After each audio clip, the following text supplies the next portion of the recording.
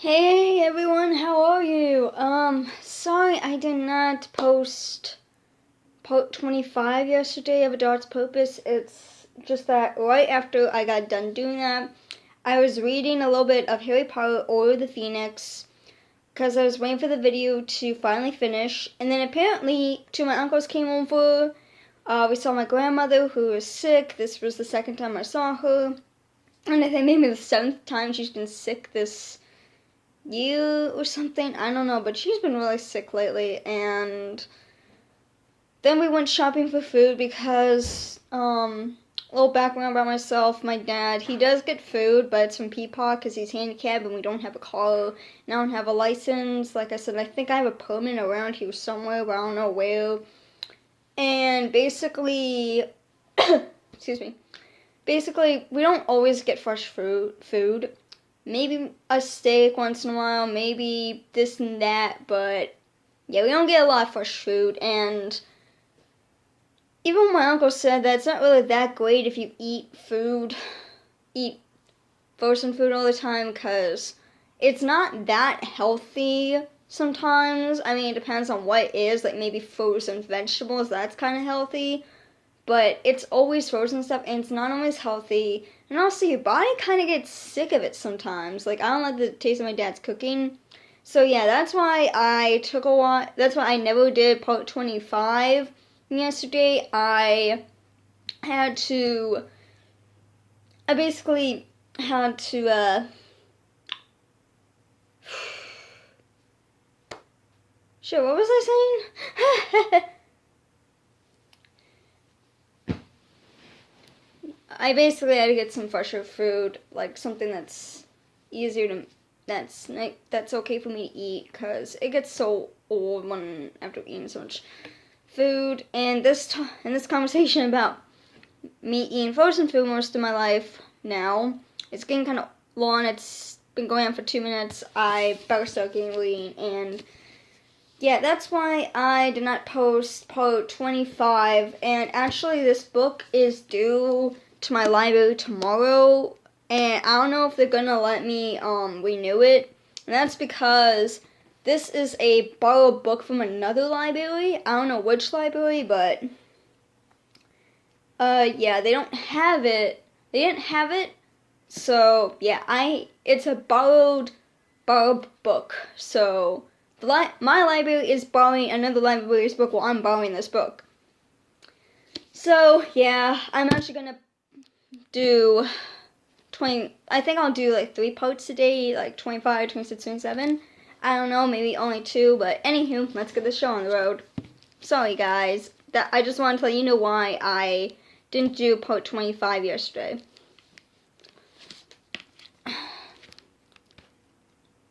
Sorry, there's something on my teeth. Anywho, officer down, suspect down. The man looked up at the sky. We're under some trees down this sana. Need mediv for the officer. Suspect in 1091. Confirmed suspect 1091. The policeman walked over and gave the man a kick. Oh, he's dead all right. Who is the officer? 8 call 6. We need help down here now.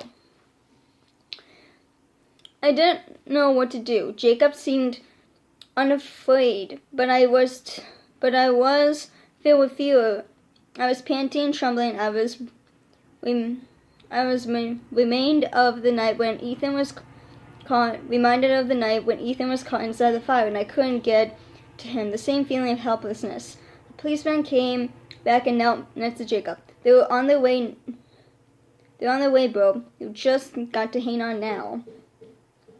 I felt the concern in the policeman's voice, and when he grimly opened Jacob's shirt to get a look inside, the shock of fear showing through him and made me whimper. Soon I could hear crashing and stumbling as several people ran toward us. They knelt by Jacob, shoved me aside, and began pouring chemicals on him and wrapping him in bandages. How's Emily? Jacob asked them faintly. Who? The little girl, the policeman explained. She's fine, Jacob. Nothing happened. You got to her before he was able to do anything. More people arrived, and eventually they carried Jacob out on a bed. When we got to where the cars had been parked, a helicopter waited. The policeman held me as they loaded back on the helicopter, his limp arm hanging off of the bed. As the loud machine rose into the air, I twisted free and ran beneath it, barking. I was a chopper dog. Why didn't they let me go? I need to be with Jacob. People watched as I circled helplessly, my front legs in the air. Sorry, there's something really stuck in my teeth. I'm trying not to be ruining the front of the camera, so if you see this a couple times, I'm just trying to politely get rid of something in my teeth while I'm waiting. I'm so sorry, guys. It's just bugging me so much. Anywho, eventually Amy came and put me in a cage on a different truck, one filled with Cammie's scent. She took me on a car ride back to the kennel and exchanged me for Cammie, who trod past me and leaped up into the truck as if often offended if I'd been in it. Gypsy was nowhere to be seen. Someone will check on you, and we'll figure out where you're going to live, Ellie. You be a good dog. You are a good dog, Amy said. I lay down on my bed in the kennel, my head swimming. I did not feel like a good dog. Buying the man with the gun was not part of a fight. I knew. And where was Jacob? I remembered the scent of his blood, and it made me whine in anguish. I fulfilled my purpose and found the girl, and she was safe. But now Jacob was hurt and was gone, and I was sleeping at the kennel for the first night ever. I couldn't help but feel that somehow I was being punished. The next several days were confusing and distressful for everyone. I lived in the kennel and was the only one out in the yard a couple times a day, always by a policeman who made an awkwardness with the unexpected new duty of dog care. Amy talked to me and played with me a little, but she and Cammie were gone a lot of the time. There was no sign of Jacob, and gradually his scent faded from the surroundings, so that even when I concentrated, I couldn't locate him anywhere.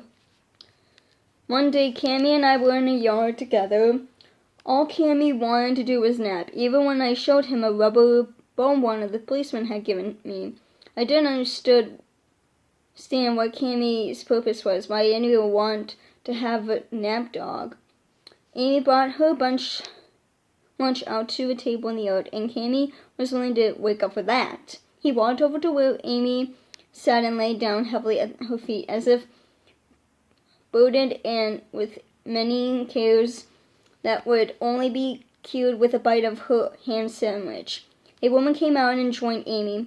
"Hi, Maya," Amy said. Maya had dark hair and dark eyes and was tall for a woman, with strong-looking arms. Her pants smelled faintly of cats. She sat down and opened a little box and began chomping on something spicy. "Hi, Amy." "Hello, Ellie."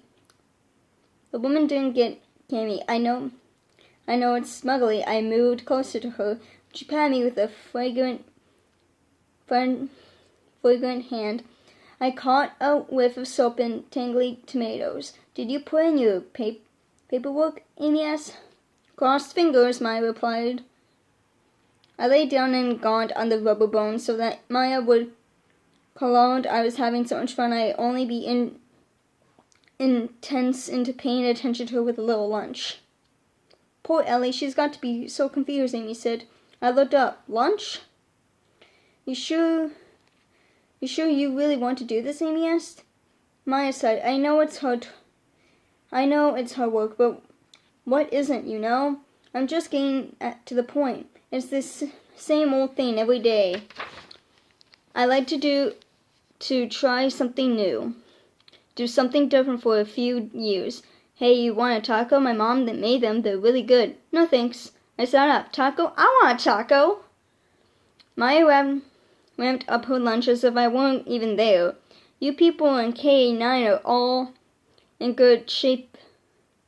Losing weight is so hard for me. Do you think I can hack it? What? No, you're fine. Did you pass the physical? Sure, I said. Well, there you go. I mean, if you want, Amy said. Well, I mean, if you want to run with me, I usually go into the track after work, but I'm sure you'll be great. I felt a tinge of anxiety come off Maya.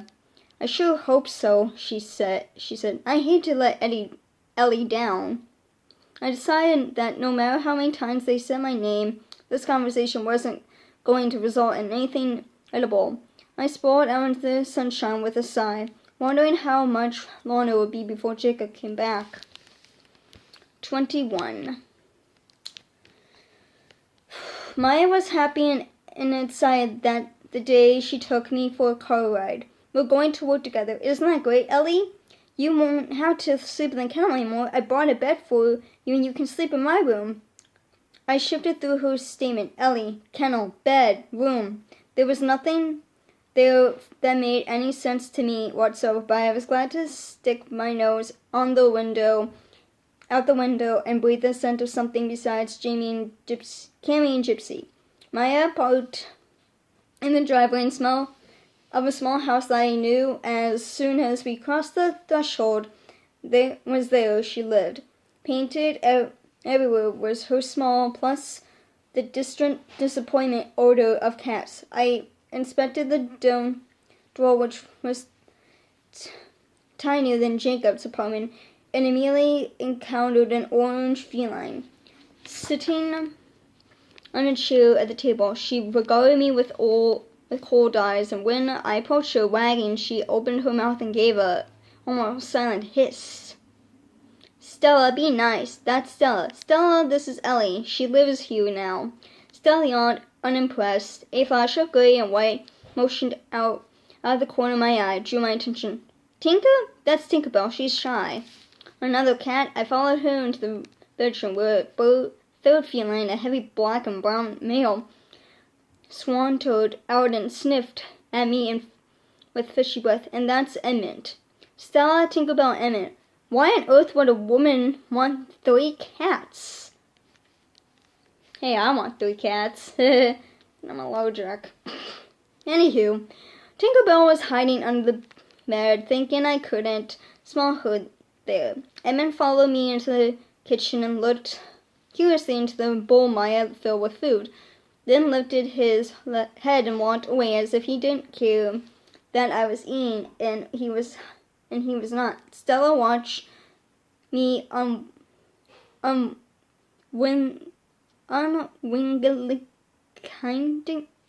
I have no idea what that word says. I'm sorry. Unwinking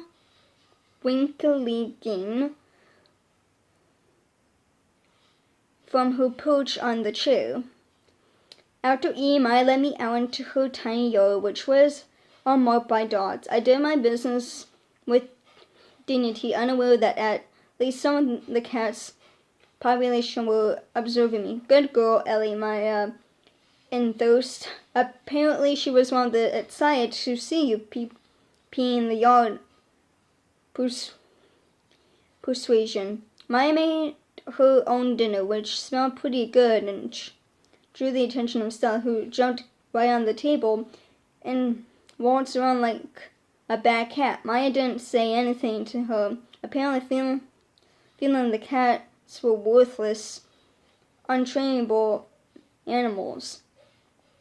We went for a walk on the leash after dinner.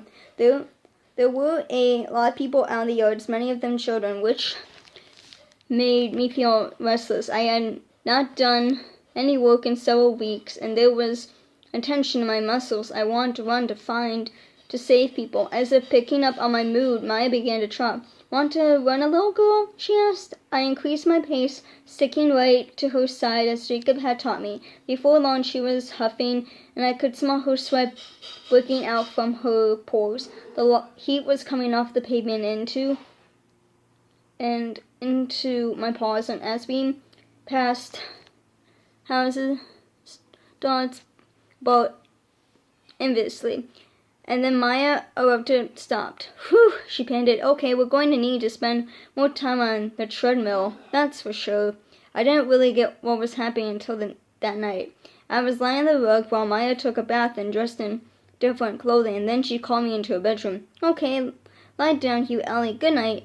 Good girl," she said, patting a dark bed. I obeyed, curled up in it, but I was mystified.